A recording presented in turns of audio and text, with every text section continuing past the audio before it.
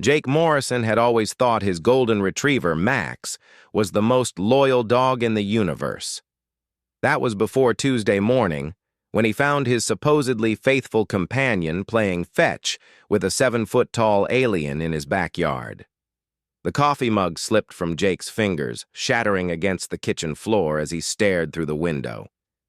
The alien looked humanoid enough, with 2 arms, 2 legs, and a head in roughly the right place.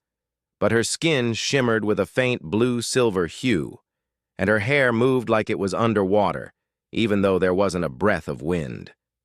Most unsettling of all was how Max sat perfectly still at her feet, tail wagging furiously, gazing up at her with the kind of adoration he usually reserved for Bacon. Jake rubbed his eyes, convinced he was still dreaming. He'd stayed up too late again, working on his engineering project for the aerospace company downtown. Maybe the stress was finally getting to him. But when he opened his eyes, the scene remained unchanged. The alien had thrown a stick, and Max bounded after it with more enthusiasm than Jake had seen in months. His hands trembled as he reached for his phone. Should he call 911? The military? Animal control? The absurdity of the situation hit him. What exactly would he tell them?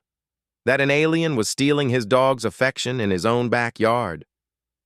Through the glass, he watched Max return with the stick, dropping it at the alien's feet before rolling over to expose his belly. The alien knelt down and scratched Max's stomach, and even from inside the house, Jake could hear his dog's content whimpering. That was enough. Jake marched to the back door, anger overriding his fear. He'd rescued Max from a shelter 3 years ago, nursed him through illness, and built their entire daily routine around the dog's needs. No alien was going to waltz into his yard and steal his best friend. The door slammed behind him as he stepped outside. Both the alien and Max turned to look at him. The alien's eyes were large and dark, with flecks of silver that seemed to move like stars. She had a face that was almost human, but with sharper angles and features that seemed too perfect, like someone had sculpted them from moonlight. "Hey!" Jake called out, his voice cracking slightly. "What are you doing with my dog?" The alien tilted her head, studying him with obvious curiosity. When she spoke, her voice carried a musical quality that made the air itself seem to hum. "Your companion animal appears distressed. I was attempting to provide comfort." Jake blinked. She spoke perfect English, though her accent was unlike anything he'd ever heard. "Distressed? Max isn't distressed. He's fine. He's always fine." The alien looked down at Max, who was still lying on his back between them, tail thumping against the grass. "This creature exhibits signs of prolonged loneliness and insufficient mental stimulation. The chemical markers in his scent indicate chronic stress, despite his outward appearance of contentment." "That's ridiculous," Jake protested, though something uncomfortable twisted in his stomach. "I take good care of Max. I feed him, walk him, play with him when I have time." "When you have time," the alien repeated, and there was no judgment in her voice, only observation. "How frequently does this occur?" Jake opened his mouth to answer, then closed it again. When was the last time he'd really played with Max? Not just let him out in the yard while Jake worked on his laptop, but actually engaged with him? The aerospace project had consumed most of his attention for the past 2 months. He'd been telling himself that Max understood, that dogs were adaptable. The alien stood gracefully, and Jake realized she was even taller than he'd first thought. Her clothing looked like it was made from the same shimmering material as her skin, flowing around her in ways that defied physics. "I apologize for intruding upon your territory. I detected the animal's emotional distress from a considerable distance and felt compelled to investigate." "You detected it?" Jake asked. "From where?" She gestured vaguely upward. "My vessel is positioned in your planet's upper atmosphere. We have been conducting long-range behavioral studies of your species for several rotations of your world."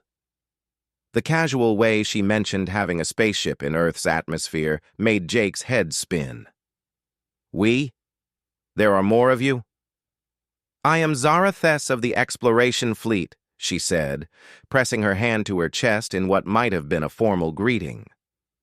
My colleagues and I are xenoanthropologists, studying the social dynamics of developing species. Your world caught our attention due to the unusual relationship between your people and these companion animals. Jake looked down at Max, who had finally rolled over and was now sitting between them like he was moderating a negotiation. What's so unusual about it? Most intelligent species we encounter either domesticate other creatures for purely practical purposes or avoid interspecies bonding entirely, Zarathess explained. Your people form genuine emotional attachments to animals with no apparent survival benefit. It is fascinating.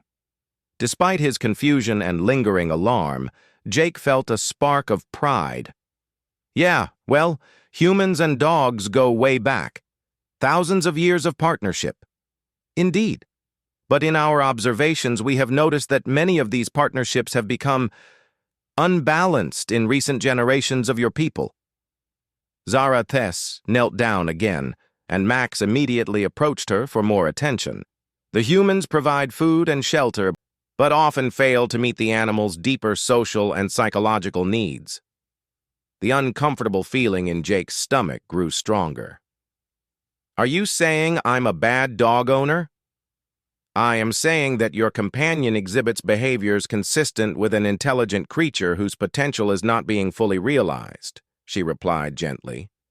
In my culture, we believe that any relationship between sentient beings should enhance both participants. Max isn't sentient, Jake said automatically. Zarathess raised what might have been an eyebrow. You believe that consciousness requires the same neural architecture as your own? The question hit Jake like a physical blow. He'd always thought of Max as smart, sure, but not really thinking the way humans did, just operating on instinct and conditioning. But watching his dog now. The way Max looked back and forth between him and Zarathess as if following their conversation, Jake wondered if he'd been underestimating his companion all along. Our scans indicate that this animal possesses a sophisticated emotional intelligence, Zarathess continued. He understands not only your emotional states, but anticipates your needs and adjusts his behavior accordingly. Yet you seem unaware of his equivalent needs. Jake felt defensive again. I love Max. I'd do anything for him. Love without understanding is often insufficient, the alien observed. Tell me, what does this creature enjoy most? Playing fetch, going for walks, getting belly rubs, Jake rattled off. And what does he fear? Jake paused. Thunderstorms, the vacuum cleaner, being left alone. When does he appear most content? When? Jake trailed off, realizing the answer. When I'm home and we're just hanging out together. When I'm not distracted by work or my phone. Zarathess nodded.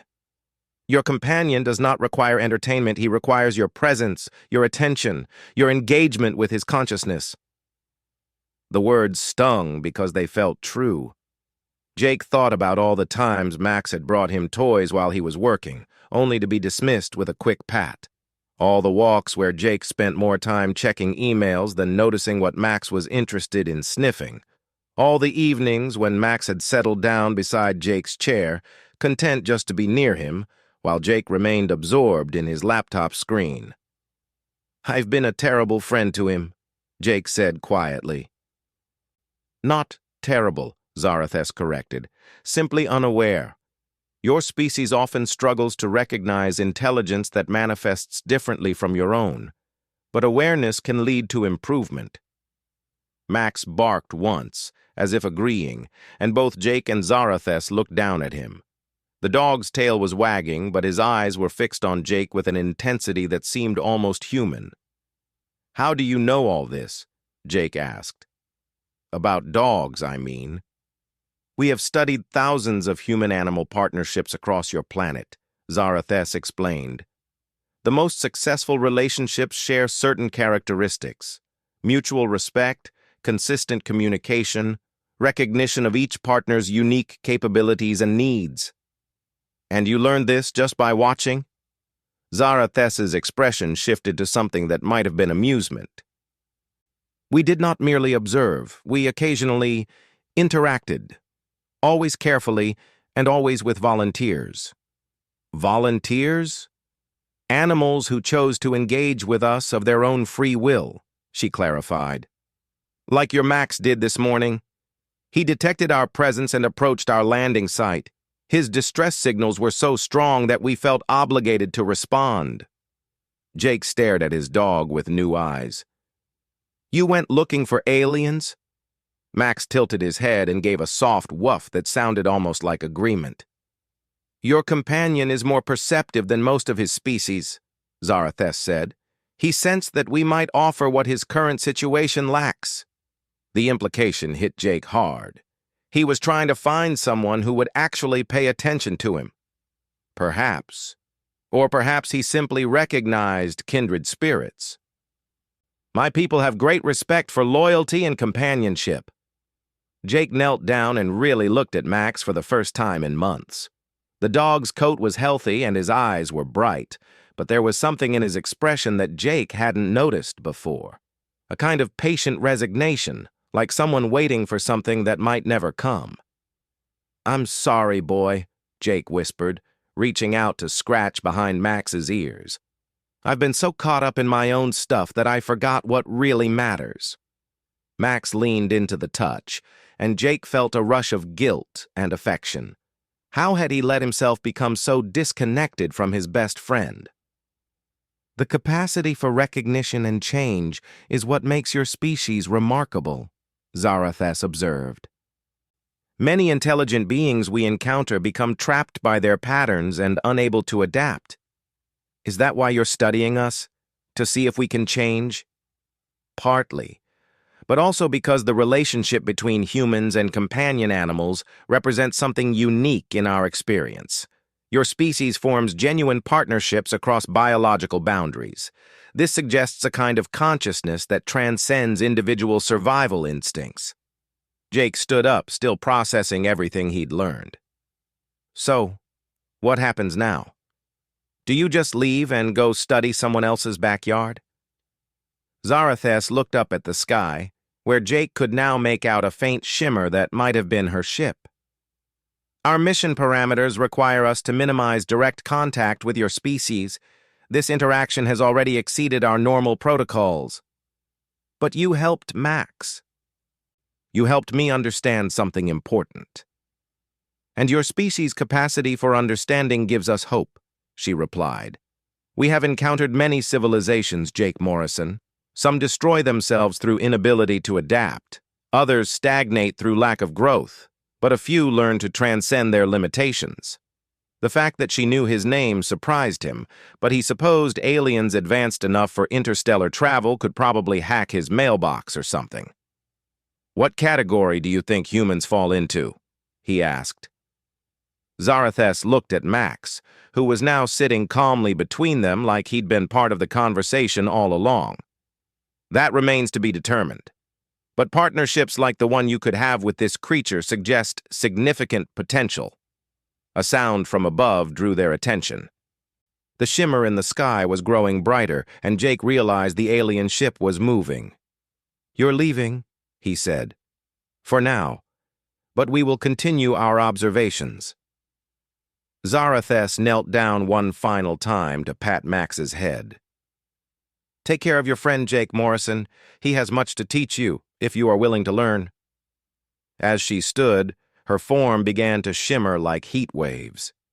Some kind of teleportation device, Jake realized, his engineer's mind automatically trying to figure out the technology, even as the rest of him struggled to process the encounter. Wait, he called out. Will I see you again? Perhaps, Zarathus said, her voice already fading. Much depends on how well you and Max learn to truly understand each other. With that, she vanished, leaving only a faint scent of ozone and the memory of silver stars in dark eyes. Jake stood alone in his backyard with Max, the morning sun warming his face and his entire worldview fundamentally altered. He looked down at his dog, who was watching him with intelligent, patient eyes. "Well, buddy," Jake said, "I guess we have some catching up to do." Max barked once and trotted toward the house, looking back to make sure Jake was following. For the first time in months, Jake put his phone in his pocket and gave his full attention to his four-legged companion. 3 weeks after the alien encounter, Jake's life had transformed in ways he never expected. His morning routine now included an hour-long walk with Max before work, during which he practiced something Zarathus had mentioned, actually paying attention to what his dog found interesting. It turned out Max had opinions about everything from which routes offered the best smells to which neighbors deserved friendly greetings versus cautious observation. The aerospace project that had consumed Jake's life suddenly seemed less urgent when measured against Max's obvious happiness at having a truly engaged companion. Jake found himself working more efficiently during the day so he could spend evenings playing puzzle games with Max, teaching him new tricks, or simply sitting together in the backyard watching the stars. It was during one of these evening star-watching sessions that the shimmer appeared again. Max saw it first, his ears perking up and tail beginning a slow wag. Jake followed his gaze and spotted the familiar heat wave distortion in the air above their fence. His heart rate accelerated, but this time with excitement rather than fear. "She's back," he murmured to Max, who was already standing and moving toward the area where Zarathus had first appeared. The alien materialized gradually, as if stepping through an invisible doorway. She looked exactly as Jake remembered, tall and graceful with that otherworldly shimmer to her skin and hair. But something was different in her expression when she saw Max approaching with obvious joy. "Greetings, Jake Morrison," she said, her musical voice carrying notes of what might have been pleasure. "I observe significant changes in your companion's emotional resonance." Jake stood up, brushing grass from his jeans. "Max has been a lot happier lately. We both have, actually." Max had reached Zarathus and was performing what Jake had come to recognize as his polite greeting routine, sitting at attention, but with his tail wagging. The alien knelt down and offered her hand for Max to sniff, following what Jake now knew was proper canine protocol. "Your companion's stress markers have decreased substantially," Zarathus observed, gently scratching behind Max's ears. "His cognitive engagement levels are significantly elevated. You have made considerable progress." "Max has been teaching me a lot about paying attention," Jake admitted. "I never realized how much I was missing." "Indeed. We have been monitoring your progress from our vessel. The transformation in both your behavioral patterns has been instructive."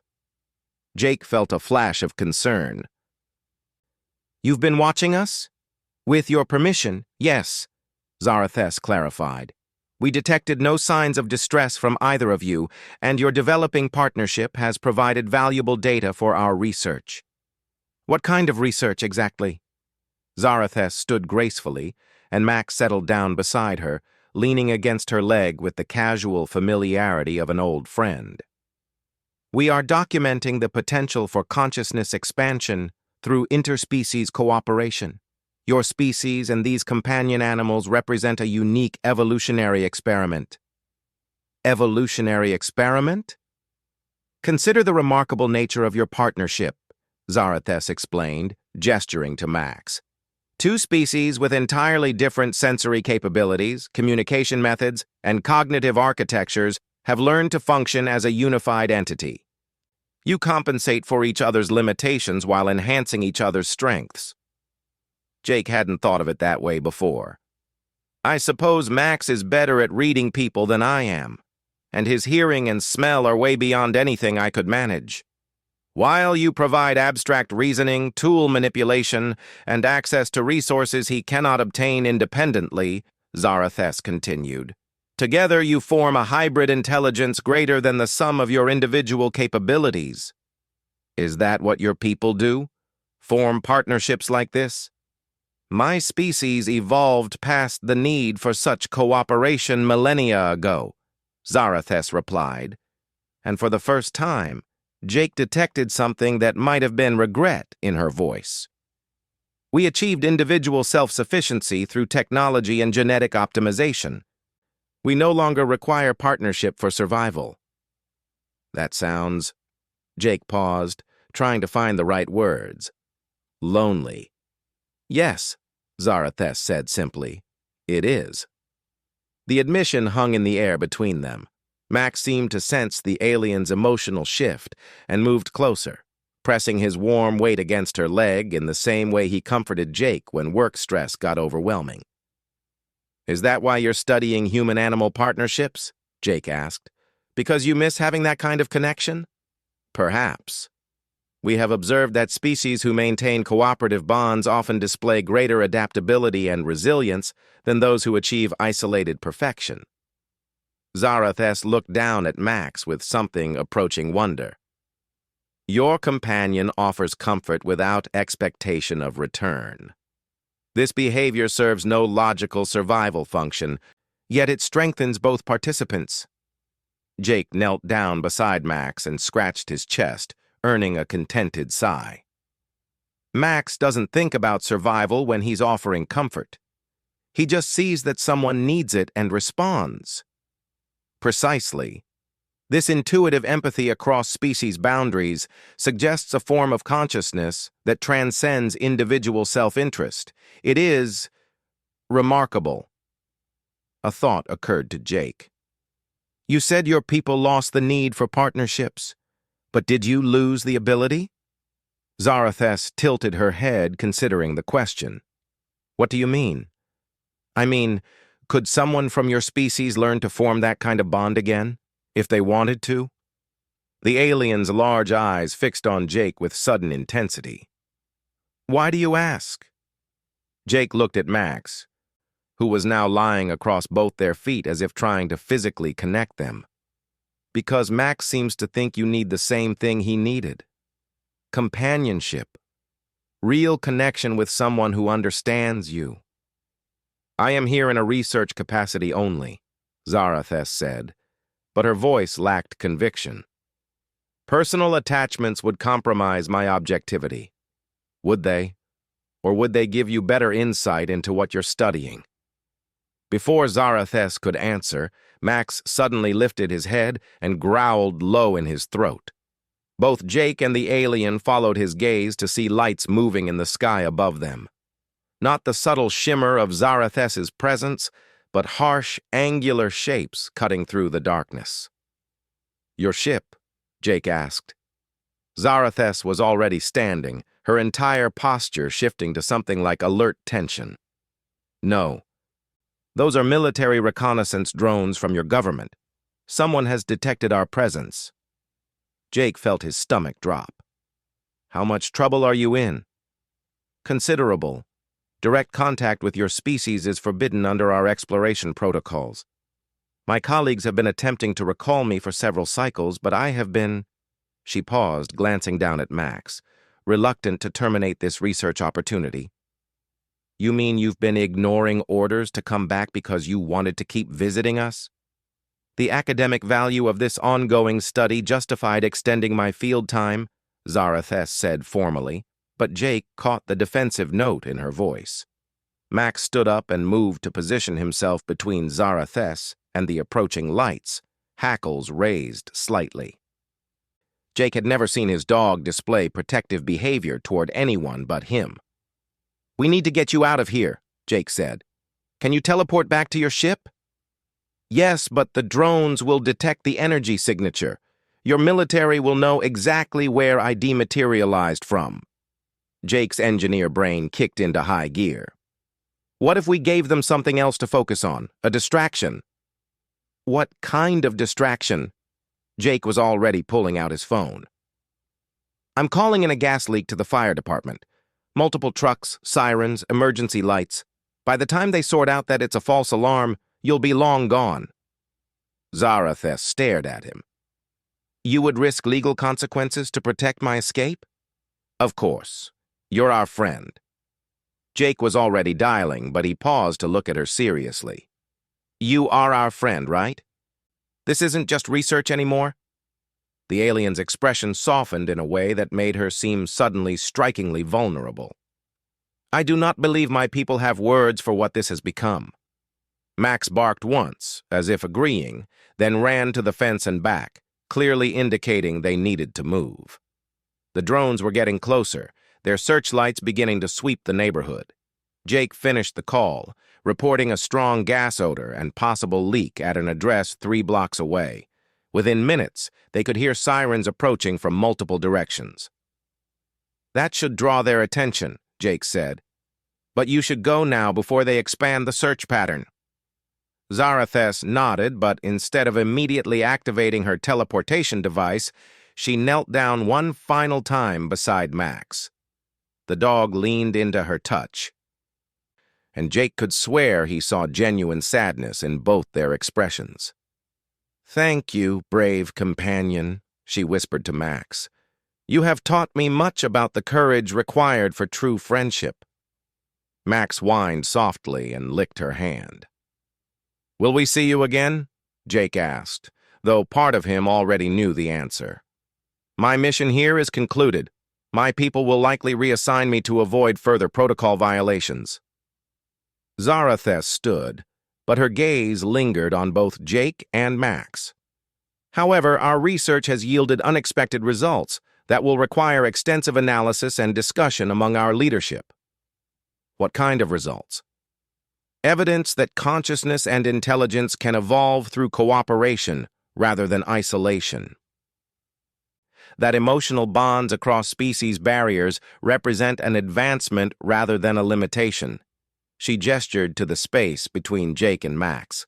What you have achieved together challenges fundamental assumptions about the nature of progress.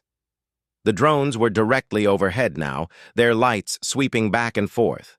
In the distance, fire trucks were responding to Jake's false alarm, their sirens creating a cacophony that would mask any unusual energy signatures. I must go, Zarathes said. But Jake Morrison, know that this encounter has changed more than just your relationship with Max. The data we have gathered here will influence how my people understand the potential paths for conscious evolution. She began to shimmer again, her form becoming translucent. Take care of each other. Your partnership represents something precious and rare in the galaxy.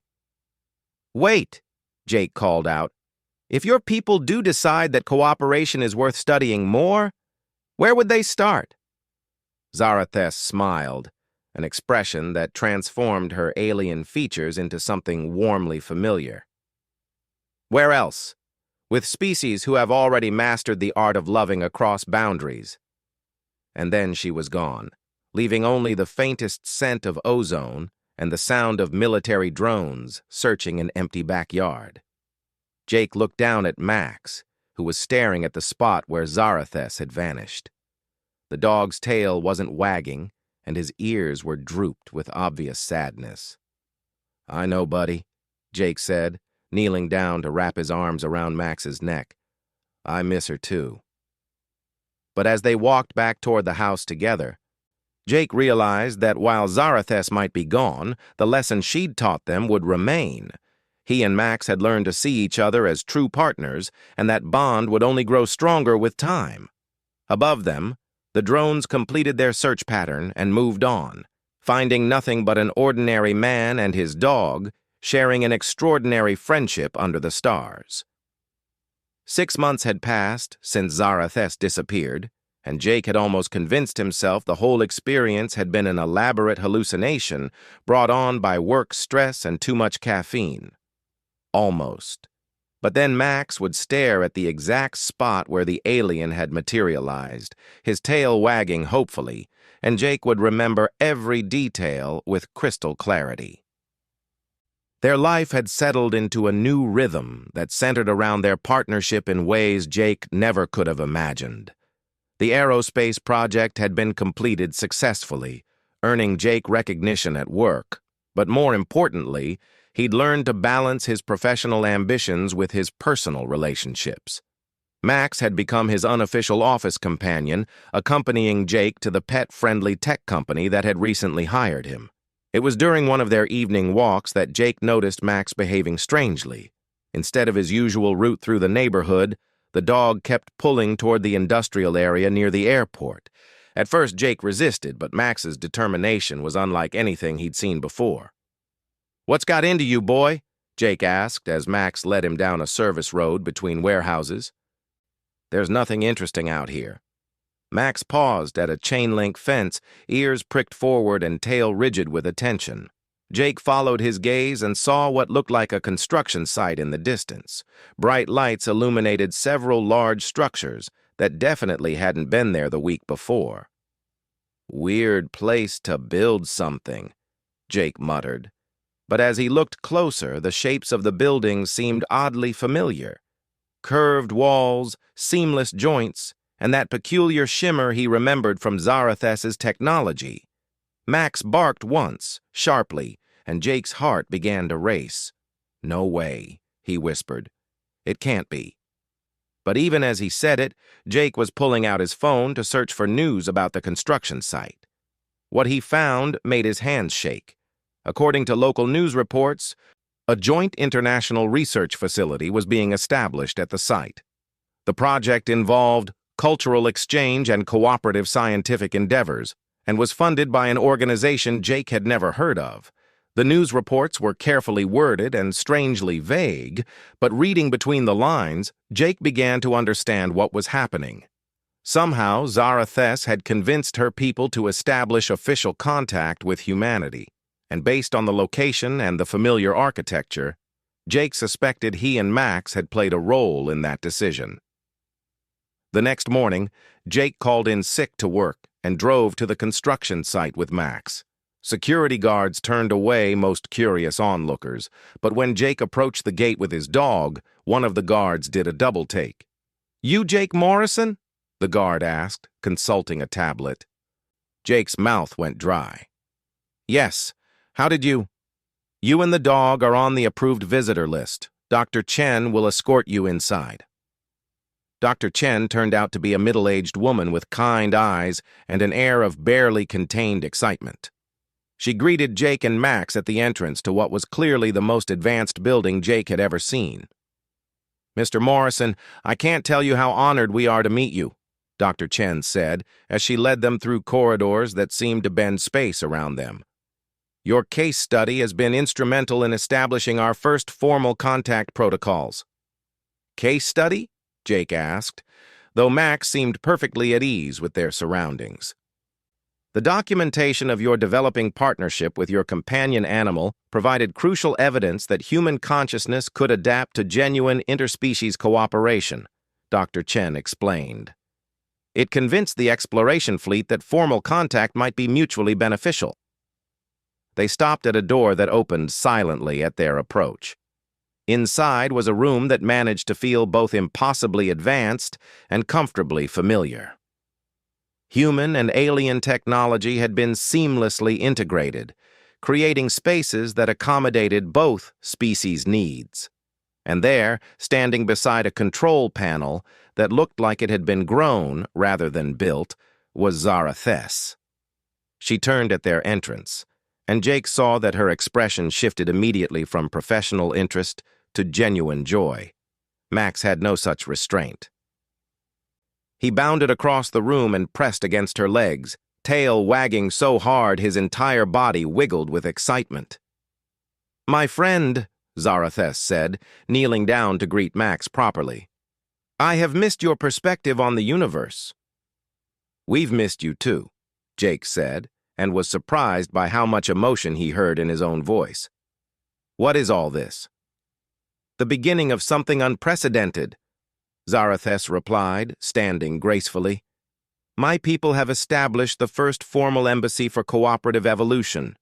We are here to learn from humanity's approach to interspecies partnership." Dr. Chen gestured to chairs that adjusted automatically to accommodate both human and alien anatomy. The initial cultural exchange program will involve small groups of volunteers from both species, people and their companion animals, working alongside alien researchers to develop new models of cooperative consciousness. "And they want us to participate?" Jake asked. "You and Max have already demonstrated the potential we hope to achieve," Zarathos explained. "Your partnership has evolved beyond mere coexistence into genuine symbiotic intelligence. You anticipate each other's needs, compensate for individual limitations, and enhance each other's capabilities." Jake looked down at Max, who was sitting calmly beside Zarathos's chair as if he'd always belonged in an alien embassy. "I never thought of it as anything special. We just learned to pay attention to each other." "Precisely," Zarathos said. "That willingness to truly see and understand another consciousness, regardless of its form, represents a level of development many species never achieve." Dr. Bei Chen leaned forward eagerly. "We've identified several dozen human-animal partnerships that show similar potential. Dogs, cats, horses, even some unusual cases involving dolphins and corvids. The goal is to understand how these bonds form and whether they can be replicated between humans and alien species." "You want humans and aliens to become partners like Max and me?" "We want to explore the possibility," Zarathos corrected. "My people achieved technological advancement through isolation and self-reliance. Yours developed through cooperation and community building. Perhaps there is value in combining both approaches." Jake processed this information, watching Max's easy interaction with Zarathos. His dog had never shown the slightest fear or confusion around the alien. If anything, Max seemed to understand her better than most humans Jake knew. "What would participation involve?" Jake asked. "Initially, regular sessions here at the embassy," Dr. Chen explained. "You and Max would work with alien researchers to document your communication methods, problem-solving strategies, and emotional support systems. In return, you would receive access to advanced alien knowledge in areas that interest you." "Advanced knowledge like what?" "Propulsion systems," Zarathos said with what might have been amusement. "I believe your background is in aerospace engineering." Jake's heart skipped. "You're offering to teach me alien technology?" "We are offering to learn from each other. Your species' approach to cooperative problem-solving could revolutionize our understanding of consciousness itself. In exchange, we can share insights that might advance your technological development by centuries." Max barked once and tilted his head toward Jake, as if asking for his opinion on the proposal. "What do you think, buddy?" Jake asked. "Want to be pioneers in interspecies cooperation?" Max's tail wagging provided a clear answer. Over the following weeks, Jake and Max became regular visitors to the embassy.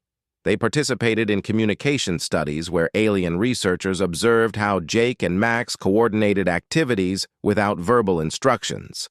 They demonstrated problem-solving exercises that required both human abstract reasoning and canine sensory capabilities. Most remarkably, they began working with alien-human pairs who were attempting to form similar partnerships.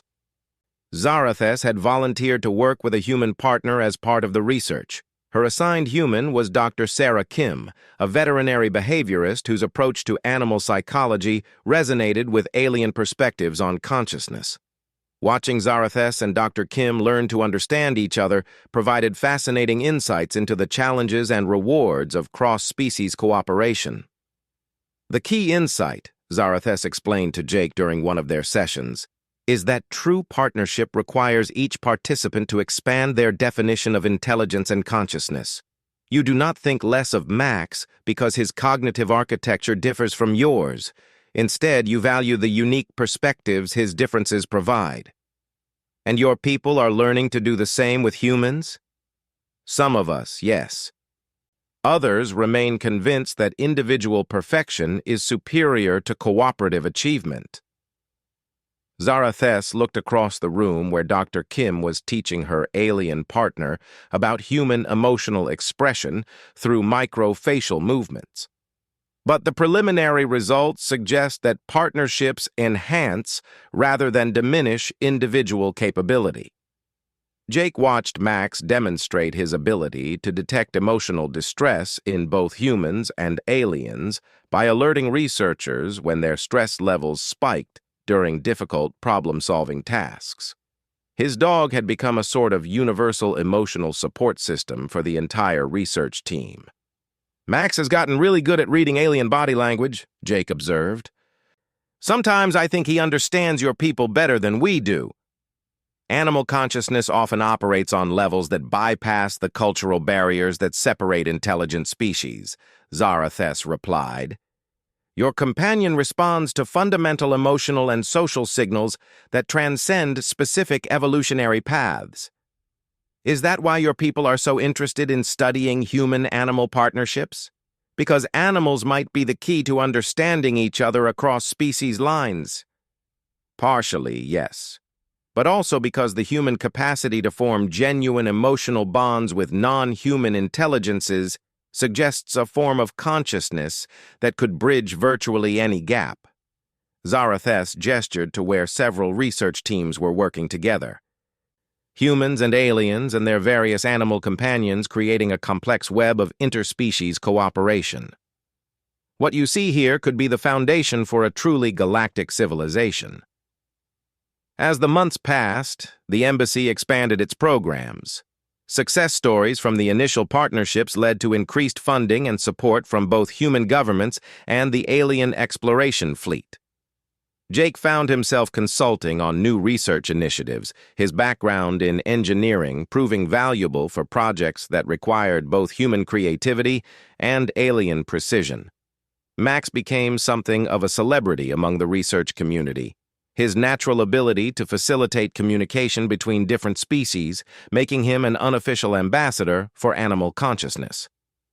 But despite all the attention and excitement, the core relationship remained the same.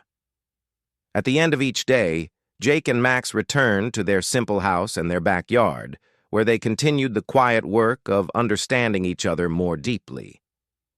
"You know what the best part of all this is?" Jake said to Max one evening as they sat under the stars. "We're not just proving that humans and aliens can work together. We're showing that consciousness comes in all kinds of forms, and they're all valuable." Max leaned against Jake's side, content and secure in the knowledge that his human finally understood what he'd been trying to communicate all along. Partnership wasn't about one species serving another. It was about different kinds of consciousness choosing to enhance each other's experience of existence. Above them, the lights of alien ships moved peacefully through Earth's sky alongside human aircraft, and Jake realized that the future had arrived not through conquest or submission, but through the simple revolutionary act of different species choosing to truly see and understand each other. The dog who had once been lonely in his own backyard had become the catalyst for humanity's first steps toward a broader galactic community, and Jake, who had nearly missed the treasure of his companion's friendship, had learned that the universe was far larger and more welcoming than he'd ever imagined.